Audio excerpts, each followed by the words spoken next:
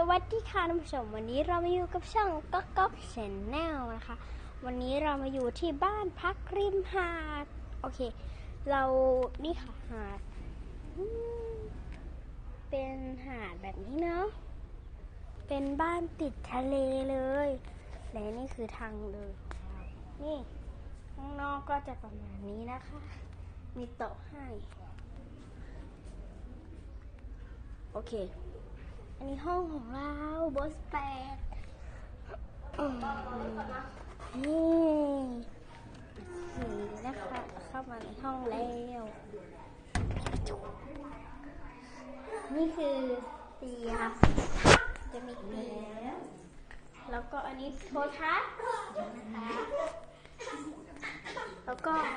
ตู้เสื้อผ้าอันนี้ห้องน้ำค่ะ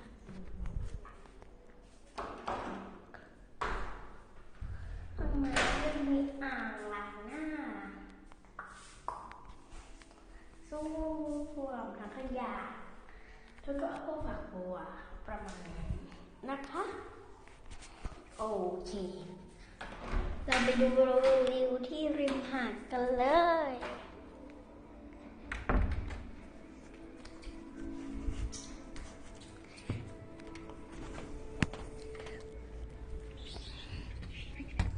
ที่เตียงเป็นแบบนั้นก็เพราะว่าหัวเตียงเป็นหัวเตียงหลอกนะคะ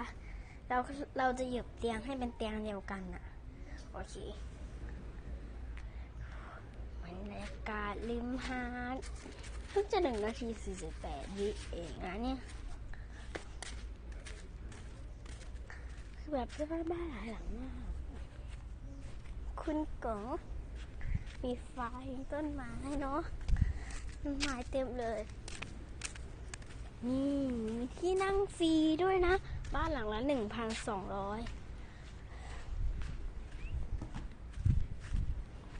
นี่ทะเลคือไปไกลไม่ได้มันอยู่ที่นี่เห็นป้ายไหมทุกคนมาแล้วหาดพระราม 6แอดชะอำค่ายพระราม 6นะแบบหนึ่งเดี๋ยวเราซูมให้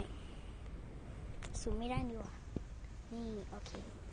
ก็จะประมาณนี้มีร้านค้าต่างๆนี่มีร้านอาหารได้ด้วยโอเคบ้านก็แบบนี้รถถามว่าจอดได้เลยคลิปนี้อาจจะไม่ยาวนะคะไม่ค่อยมีเวลาเนาะ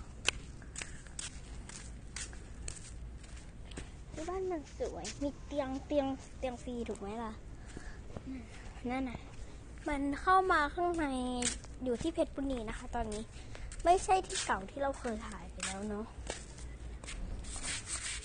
ก็ขนย้ายมีมดช่วยมดจะขนย้ายอะไรมามดตอมรองเท้าแล้วเนี่ยไปดีกว่าวิวสวยมากบ้านติดทะเลเลยอะคนดูเนี่ยอันนี้บ้านเราแอร์ทะเลเดินไปนิดเดียวเองไม่มีถนนไม่เหมือนข้างนอกเนาะสำหรับคลิปนี้ก็จบกันไปแล้วนะคะใครชอบก็อย่าลืม